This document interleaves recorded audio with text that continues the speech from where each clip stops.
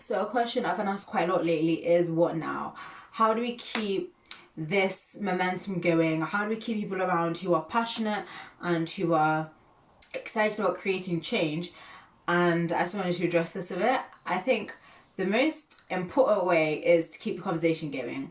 During this time, we've addressed quite a bit about injustice in the police department and law enforcement in general, and things are starting to move forward, although we do need to carry on pushing.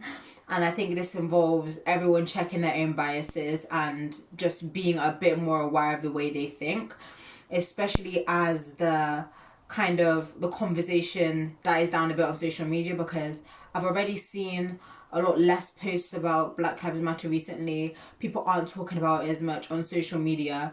So I think this is something to keep remembering and keep checking yourself on, because it's so easy to fall back into bad habits. So on an individual level, that's something that everyone can do to help the cause continue to move forward. And as a community, as not just a church, but as a workplace, wherever you are, I think one of the key things is to apply pressure. And by this, I mean apply pressure to the government to change curriculums, because I think education is a very important side of this. Me, myself, growing up, I've only learned about a bit of slavery through school, just a bit of the triangle. And so learning about colonialism and any other important Black figures in history was down to my parents teach me and me teaching myself.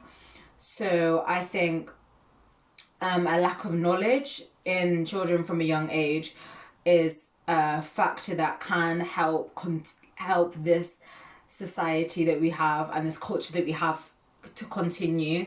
So starting to educate children on the fact that Black history is also British history, and not to separate them in that way, could help. And that will be a very big part of it, if that's something that we could get started. And another area which is quite big is medicine. So I've been reading a lot of articles recently about how Black women are, I think it was 5 times more likely to die during childbirth than white women. And this was because Black women's concerns were ignored, and they weren't, I think there was, I can't remember the statistics, but there was some study that said that doctors and other physicians think that Black people perceive pain in a different way, so they might not give them the same pain medications. And I think a lot of the change needed for this is awareness and education in medical schools. People are taught how to recognize skin conditions and other medical conditions in white people, and shown examples on white skin. So when they see the same condition on a Black person or a person with a different skin tone, they don't know how to recognize it, and this can lead to so many more complications for Black people trying to get access to healthcare. And again, this is just about applying pressure to the government and trying to create kind of a widespread response to this.